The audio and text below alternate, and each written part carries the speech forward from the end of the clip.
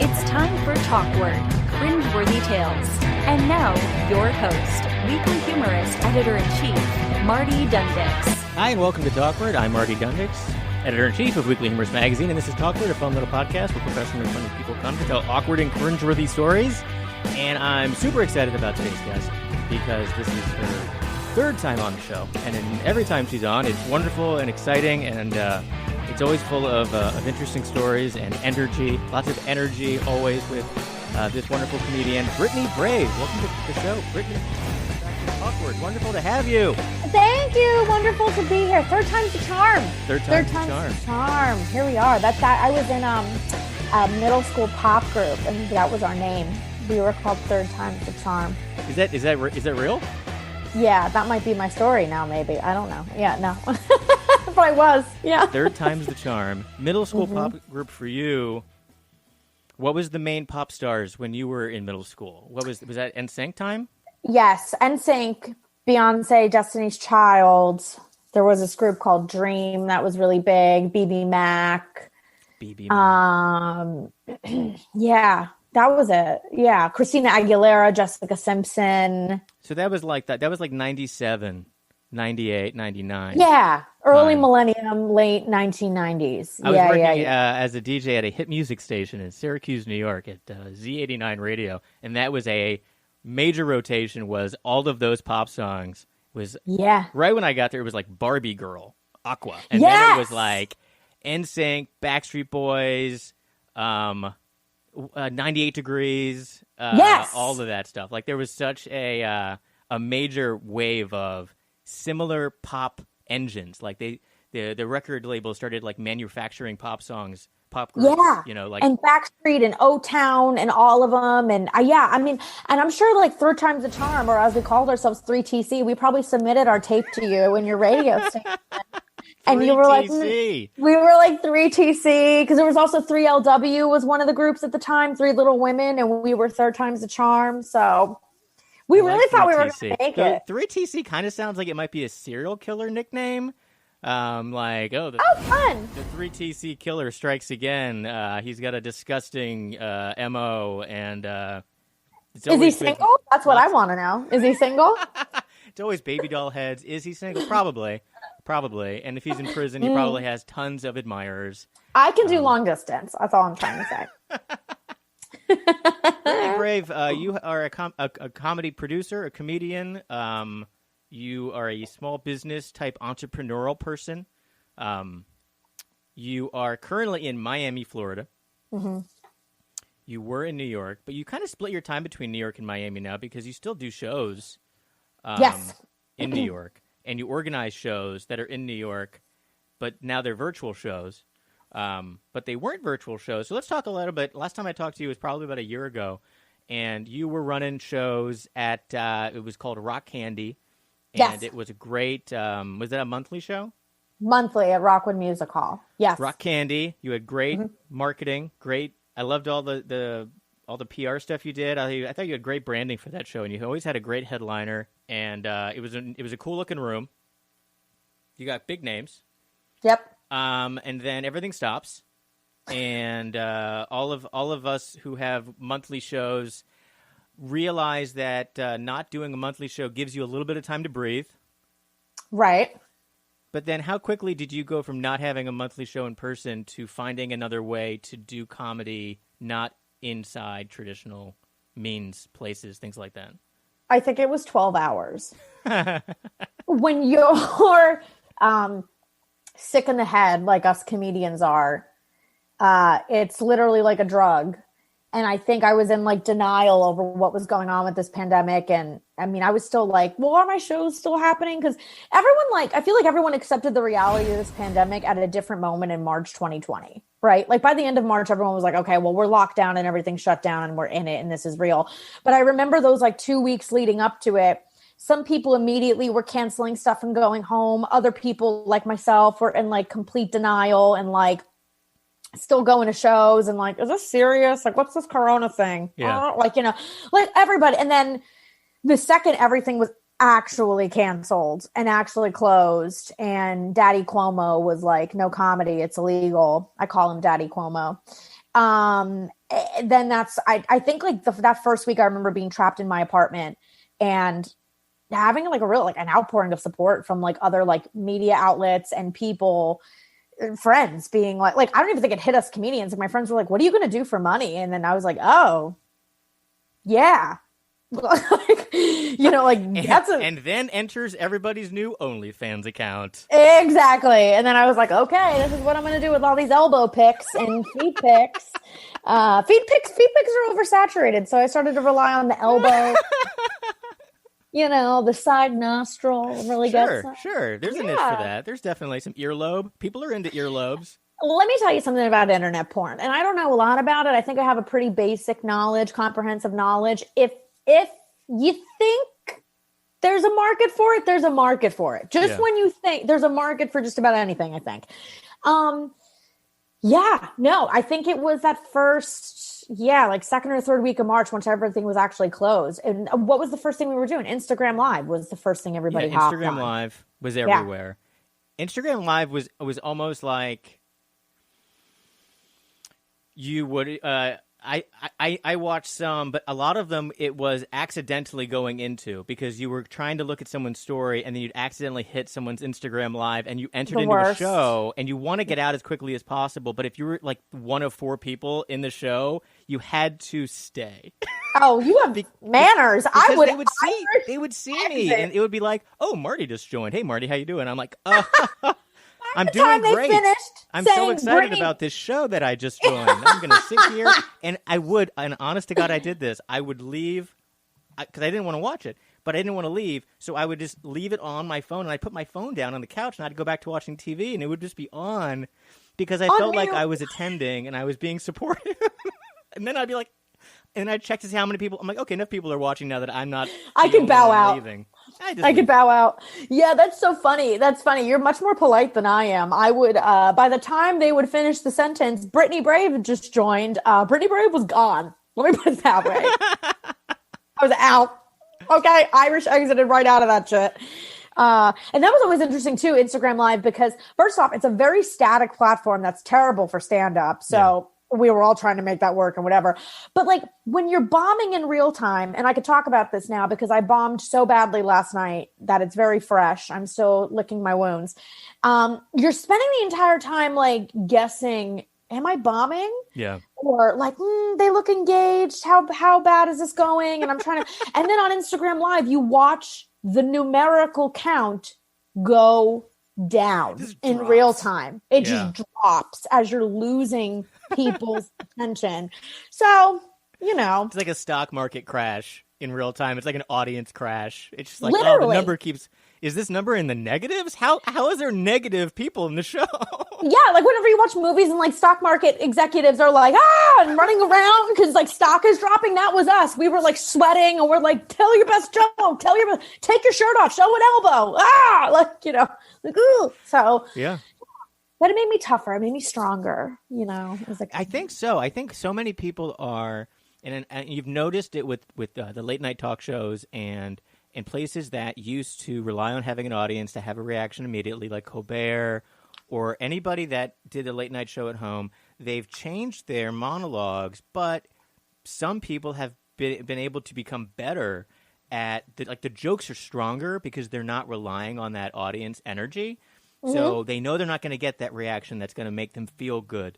So they need to write jokes that are funny without having an audience to tell you that they're funny. You have to be so confident in this joke that the delivery is a delivery and then just silence and then moving on, Yeah. And if you can do that, you've just become a much stronger performer in comic. And I think when people start going back to having an audience to give them that love in person, a lot of comics are going to have improved greatly because of this exercise.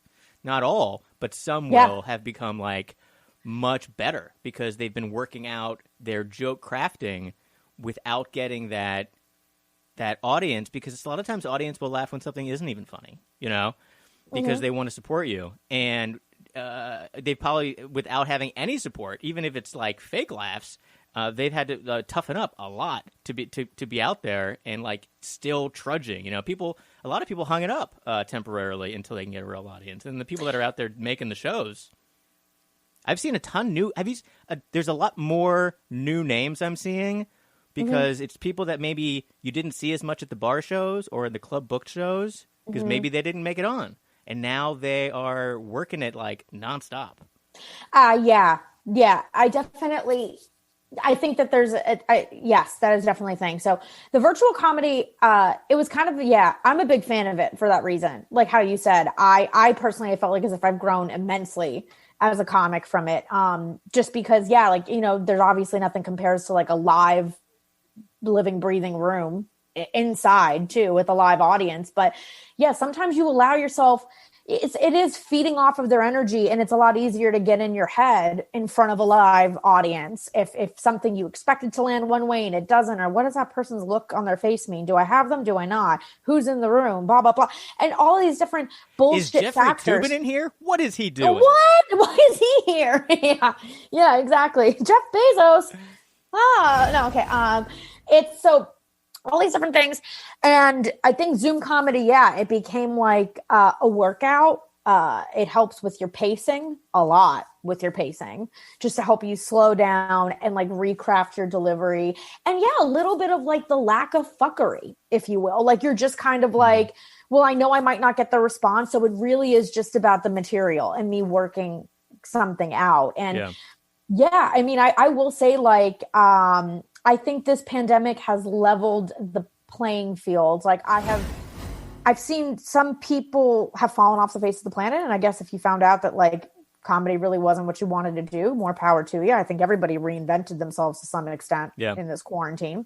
But then I do think I have seen some select people that I think we all were grinding really hard and working really hard beforehand and doing well. And then, if we were able to push through virtual and push through outdoor shows, now we are a little bit like, hey, man, I'm coasting in a whole new way I wasn't this time last year. And I'm a way better comic because I like didn't let that time just go to waste. I just wrote and suffered through Zoom shows and got out of my own way and and if I can tell a joke on a Zoom call or tell a joke in Central Park where a dog comes by and a fucking subway train runs by and I can still command a crowd, it almost makes indoor comedy now not look like a cakewalk, but you're like, oh God, we had so many elements with indoor comedy that set comedy up to succeed. So you didn't know how good you had it. Now and now when you get back to it, you're going to be like, God, this is amazing. I bombed in a bar show. I bombed in Boca Raton so badly last night. And I have knock on wood. I fucking fuck you, Boca Raton. Okay, I went there and I said, if all else fails, I'll have a decent set and I will find me a sugar daddy to go home with. Or I will just live in a retirement home. I don't know. And I hadn't had a bomb like that in a while because I have been getting up a lot and I have been doing, and I just had it rock me. And I was like, in a weird way, I was like, don't complain, Brittany. Like, oh, you got to bomb in a bar in Boca Raton. Like, yes. What was the room like? Was it a big room? Did it have a nice stage? It was. It was actually, it was great. It had a great stage. It was the brand new comedy night at this Irish pub in Boca. And it was the first night I took the bullet spot. And I was feeling a bomb, as comics. It's just, I was like already kind of walking into that night, like, I'm PMSing. I'm not in the mood to be funny. Is the bullet spot the first spot after the host? Yes. Okay. Yeah. Which I didn't consider that. Like I was like, whatever, at this point, I'll take the bullet, the guests, like whatever. And then I had 2 or 3 older comics say like, you did well. I was like, really? And they were like, and only comics get this because comics were like, you were given a thankless spot. Yeah. And I really didn't give myself that slack. Well, it also depends on the host, right? So if the host doesn't set it up for you and doesn't warm them up enough, then basically you're warming them up. Right. You're always doing a little bit of spillover from the host, especially. And then sometimes if the host only does crowd work too, it's all a whole thing. Because then it's like they only do crowd work and then the audience gets used to that being what it is you're going to do. Because there was a lot of crowd work up top. And then that was all that really worked for me last night. I think that's what they wanted, was like more of that. Then when I tried to dip into material, they were like, wait a minute. No, we thought this was going to be, but they keep you humble, the bombs. I feel That's like... good. You've known me from my very, very beginnings in stand-up to now. Was so beginning, very new. Really? Yeah. I booked you on guaranteed delivery. How Early. was that really early? When was that? 2018, maybe? Yeah, that was yeah, definitely. I didn't really start seriously doing stand-up, actually doing stand-up. Like, I don't count You the were first on a show that was horribly booked. I booked the poorest lineup, not including you, but I booked a show that I think someone dropped out, and because that person was more of a name, I had kind of put all my eggs in that name's basket, and then everything else was kind of like, well, whatever.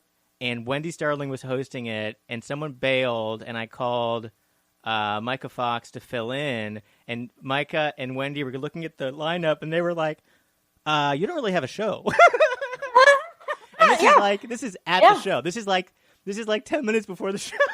Yeah, they're like, you don't have a lineup. You guys will figure it out. You guys will make it funny. Go. And they did.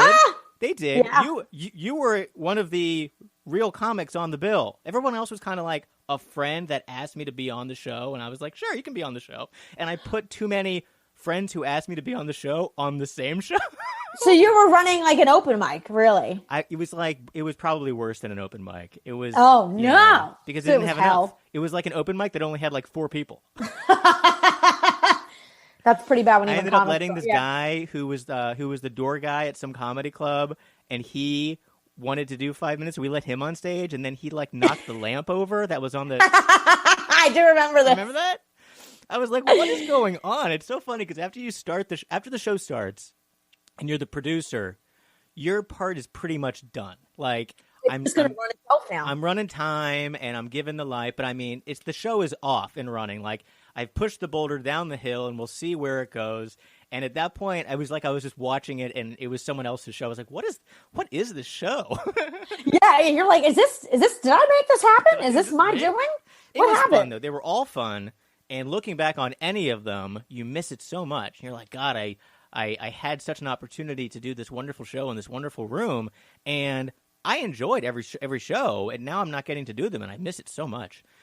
So hopefully that'll come back. That location. Your show is one of my favorites, and thank you you've had me on it a couple times, and it's a great venue. So much fun. So let's talk about the show that you're. Well, you picked up a great thing, and I had never heard of the Tiny Cupboard, and you started doing rooftop shows there, like really quick when outdoor comedy started up.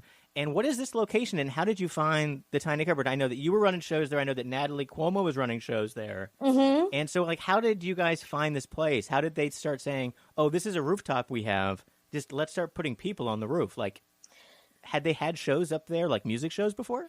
They had not. And I was one of the first, if not the first rooftop show up there. So I am I latched onto the right two people, the right venue. I had not heard of the Tiny Cupboard pre-pandemic, but they did exist. They were the smallest venue in the world. They have a really cool neon purple, teeny tiny box in Bushwick. It's a really cool space. And like they would have music and comedy, and different things there. And then they were one of the first to have such a presence in the virtual area that's how I found out about them. I did improvised tarot with them. I started my own weekly thing. They started putting me on like whatever, going back and forth. And then, the city started to open up. People were starting to do things on the roof or in their backyards or parks or whatever. And I was talking to Matt Rosenblum and Amy Wong from The Cupboard, the two founders. And, it was like, yeah, should we do something outside? And Matt's like, we have a roof. So it's really, really cool. We had JT Anderson shoot the first couple of shows. And it's really cool to look back at those early July when the energy was just raw. Everybody was pandemic bombing. Yeah. But having so much fun, like so much fun, just so happy to see each other and be able to do it again. Yeah. And it was literally like humble beginnings. Like their bar was like a leftover bottle of red wine and a couple White Claws. And like it was a mic and a PA and 20 chairs. And I think it was free. Like we just let anybody, whoever was there, we just like, God, people just listened to us. And we were all so happy to see each other. I put anybody up, people who showed up. I was like, go. Like, who cares? And like, also the audience was like horny for outdoor activity outside of their house. Yeah, just leaving the house is a thrill. Like it's hard to bomb when people are so starved for any kind of entertainment that their bar for being entertained is now just leaving the house. It's just leaving the house. Yeah. And a little bit of it too is like, I mean, I do feel like there was some part of, we all had to like, even you don't lose your funny in the pandemic, but you do, it's like a muscle, like anything else. Like if you have a natural knack for playing soccer, that's never going to go away. But if you don't play it for 5 years, it's going to be a little rusty when you jump back in. So I think that's what was going on with all of us. But I think also we too had to like retrain the audiences as well. Like, there was like a timid but positive energy, I remember, on that first rooftop show. Because everyone was like, this, okay, we're out of the house, mask wearing, distancing, all that kind of stuff. And I think we kind of helped the audiences remember how to be comedy audience members. But yes, to your point, like once outdoor comedy took off, these audiences were rabid. They were amazing. Like they were sitting through like torrential rain, freezing cold temperatures, parks, roofs, and laughing their ass off. Like, and you were like, this is awesome. Like we've never seen an appreciation for comedy like this ever. So, and it has this amazing skyline. Like I'm looking at it on the screen right now. I'm pulling up some photos for the folks that can watch this podcast on video. It will be on video, but if you're listening on the audio version, I'll put up some of these photos on the website. But I mean, here's a great photo of Mark Norman doing a set on the roof, and the roof has this. It's got some, great graffiti along the sides, and you just have it's so Bushwick, so Brooklyn. Brooklyn, and this great, this great skyline, just all of, and everyone's nice and distanced. Everyone's, is very far apart. So people took, safety very seriously with a lot of these outdoor shows. And I know that Stand Up New York took it very seriously with all the park shows that people had to do. And now they're doing, Subway doing so many shows on the subway. Yeah. The subway shows look very interesting. I'm not sure if I got trapped on the subway, I'd love. Maybe it would depend on who the talent was. Yeah, you got to have the right subway car. I hadn't done any of the subway. I did a subway open mic, and that was enough to make me. Oh, really? I did a subway open mic, but that used to exist pre-pandemic too. There was one that would happen at the Herald Square subway station, and it's kind of funny. Like it's very like masturbatory for the comics because it's so bad that we all just get a kick out of it. And like, does it make you a better comedian? I don't know. Is it funny? Yeah. Like, but I've heard great things about those subway shows with Stand Up New York. I've had a couple people do them and they're actually kind of fun. Like, and it is that willing, like train wreck that you just subscribe to. And you're just like, this is weird, isn't it? And the subway's like, the subway car to people. So. But it's not any weirder than the other entertainment that you get on the subway. Like, you get the kids who are, having the big show, and then, they're doing the flips around the bars, and they're doing all this stuff that's terrifying. Or this one guy that's just jerking off behind a copy of the New York Times. Exactly. So there's, there's a wide range of entertainment on the subway. So something for everyone. Comparatively speaking. Yeah. So the show that's coming up on Friday. So moving forward, so you had the live show on the roof at the Tiny Cupboard for a couple of months. Weeks? You did the Friday night show for First July. Week in July, yep. Mm-hmm. And now you have a Friday show is it always the virtual show on Fridays? Yes, so it's just seen many different iterations. It went from the roof to their indoor church that they built, their comedy church.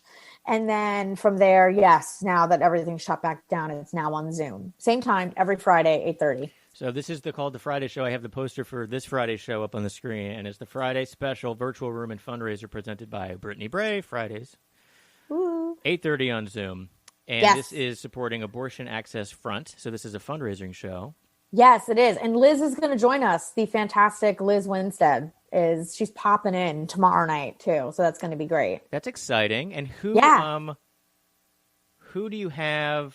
So these are virtual, and tell me about virtual shows and the Zoom shows and how those have been going. And the laughter and the technical side of Zoom. What have you learned from doing Zoom shows technically, and how have they improved since you guys started doing Zoom on stand-up? Stand-up on Zoom.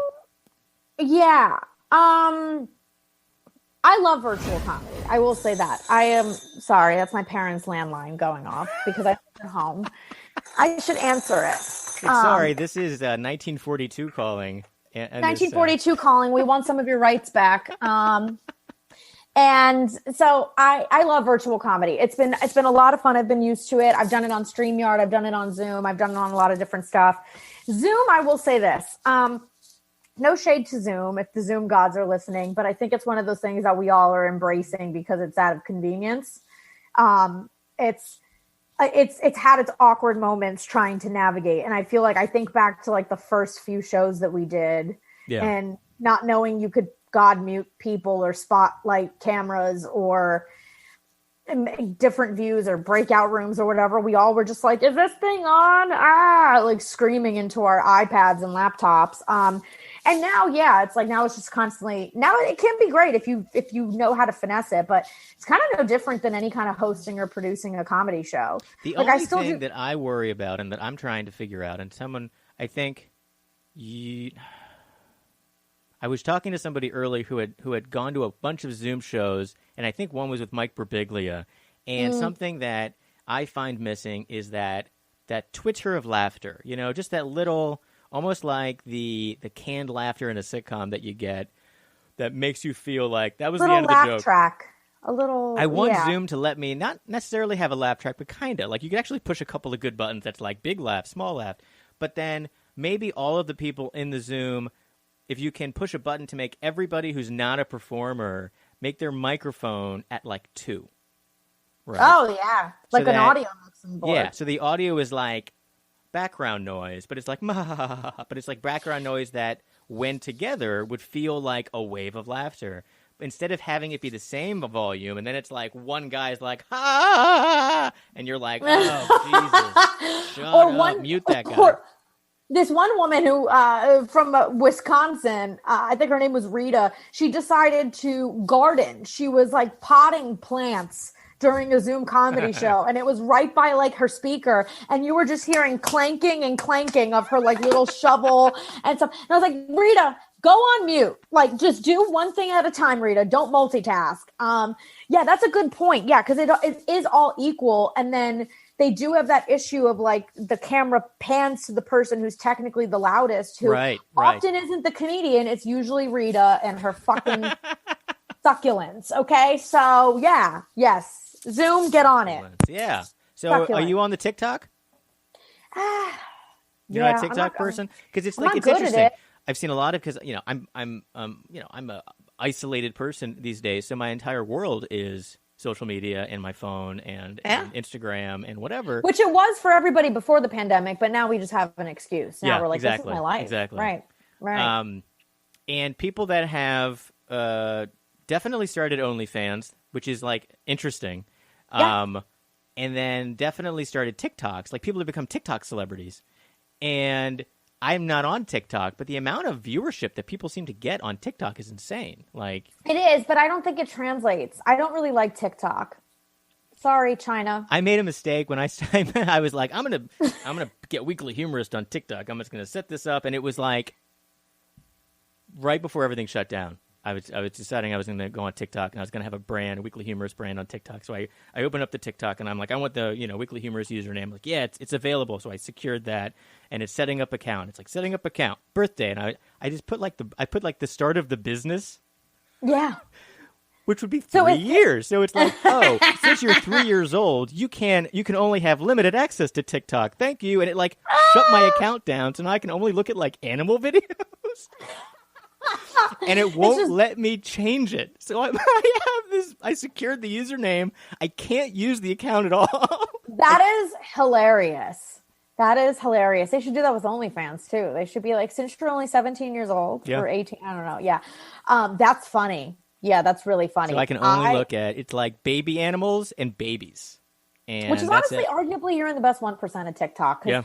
I really think you have to be mentally deranged to be good at it. Like, anybody who's like, and like, if you're a comedian and you have some success on there, congratulations. Also, it doesn't matter. Sorry, shots fired. But like, it never translates to anything. Yeah. The people using it, you have to see, like, even the views. Like, I've had little things now, like pop, like random stand-up clips or stupid videos. But like, it never, ever, ever translates to people following me anywhere else or ever being ticket buyers. Yeah. And then it just results in me fighting with some 16-year-old in Arkansas who's like, you're not funny. And I'm like, you can't even hold a job. And like, like, it's just, it's not good. I think the only upside for being popular on a platform is that maybe other places will report how popular you are on, like BuzzFeed will say, like, this was this hilarious thing on TikTok. And then that's something. but that's pretty much all you're going to get. Yes, that's what I think. Yeah. So I TikTok out of necessity, and I just am throwing anything on there. What's coming up next? What's the next moves for Brittany Brave in the comedy business producer world? I have a web series coming out that I'm so excited about. That's right. I was looking at that. I wanted to talk about that because I keep on seeing stills. You keep posting stills from this like film, and it looks like a comedy. It looks like maybe like a rom-com type thing.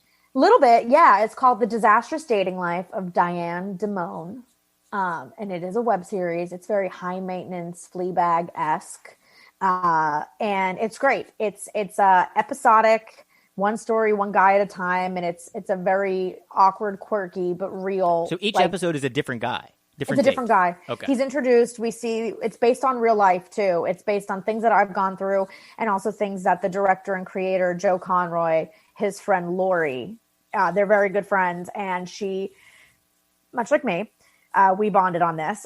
She went through ridiculous, crazy, you'd never believe this to be true shit in trying to date in New York City, in Dayton, Philly, where she lives now. And Joe was like, I want to make a show about this. So it's based off of her craziest stories. There's an element of surrealism to it. That's where I think the show has like its charm. But yeah, each of these guys is one story, one guy, one episode, and then he's gone. But like the peripheral characters that are Diane's inner voice, this is the surreal aspect, inner voice, her voice of reason, things like that. Those people are recurring throughout the show. So that's kind of cool. That's awesome. How long is each episode? It's under 10 minutes each episode. And we have 3 spec episodes shot, a bunch more written, currently writing a bunch more. But like our goal now, we're premiering episode 1 with a live virtual comedy show on February 18th at 9 p.m. It's free. Just need to RSVP. Where can people go for that? Your website? My website and Eventbrite. And my Instagram has all my links and all the things. At Brittany Brave. Yes. And at Disastrous Diane Series is the show. So we're going to do a virtual stand-up show, a cast Q&A, and we're going to screen episode 1.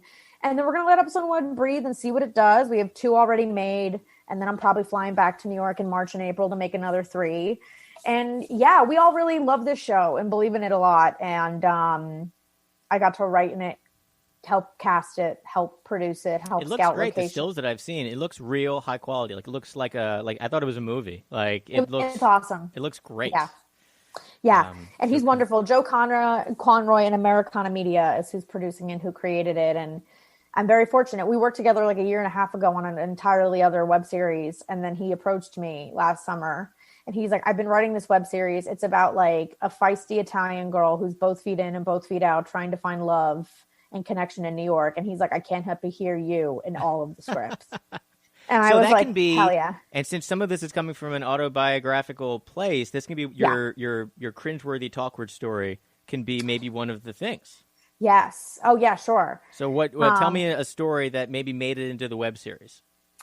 Which is the one I made. So we are writing an episode based off of a fella that I was seeing about a year and a half or 2 years ago, who is asexual, a little asexual, and it just basically is going to follow Diane around, being perpetually sexually rejected by someone she's also somehow only in a sexual relationship with.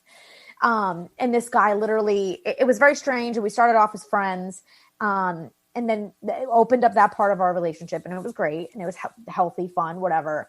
And then he started to reveal that he'd rather like he would tell me he wanted me to come over so that we could paint or like make cartoons and animations. And I thought that was code for like anal, or like, I was like, oh, we're making cartoon, like, oh, we're going to try something new tonight.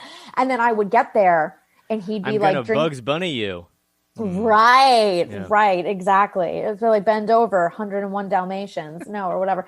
And then I get there and he'd be like sipping tea, and I would be all dressed up and like a cocktail or 2 in. And I'm like, we're going to, yeah. And then he was like, I'm not in the mood. I'd rather read a book. And there was like one moment when he was like, I started writing jokes, and I was in his bed, and I was like, okay, and he goes, well, you want to hear them? I said, yeah. He's like, so you know how sex makes me really uncomfortable? And I was like, Yeah, I totally know that, as like my pants are halfway removed. And like, so that was like one of like many anecdotes that I submitted to Joe. And that was the one that he, at least from the writing and directing perspective, was like, we can make this something. This is we fun. can make this work.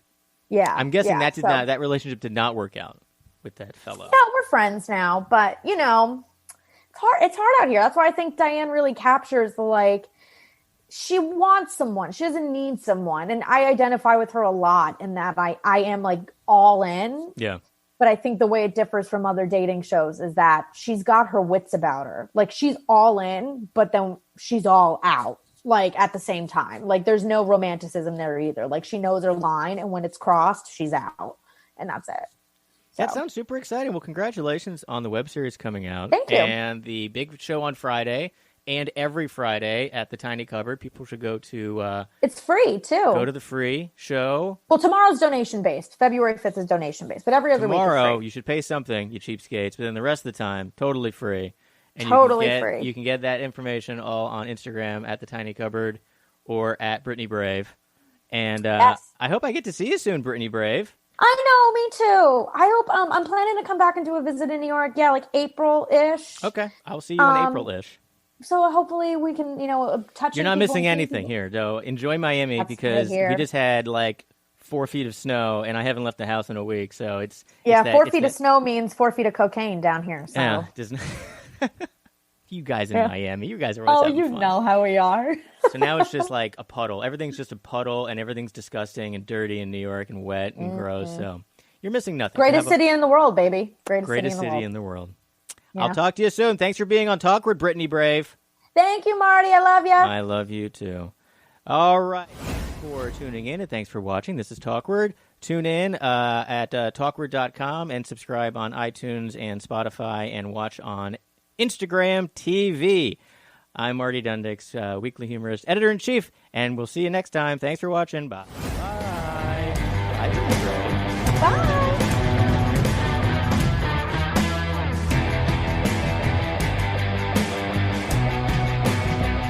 Thanks for listening to Talkward.